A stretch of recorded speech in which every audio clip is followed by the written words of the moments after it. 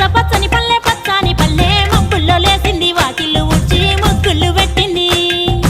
అందాల బొడ్డమ్మ వాకిట్లో పెట్టి జైలెత్తి మొక్కింది కాపాడమంటూ గౌరమ్మ నడిగింది ఆడబిడ్డలు ఇంటింట నిందే అమ్మ నాన్న గుండెంతో పొంగే సత్తి పిండి సకినాలు చూస్తే నోటి నిండా ఊరిల్లూరే పొద్దు పొద్దున్నే తమ్ముళ్ళు లేచి పూల కోసం బయలెల్లి ఉరికే శాపపరిచి వాకిళ్ళలోన చెల్లెళ్ళంతా బతుకమ్మ పేర్చే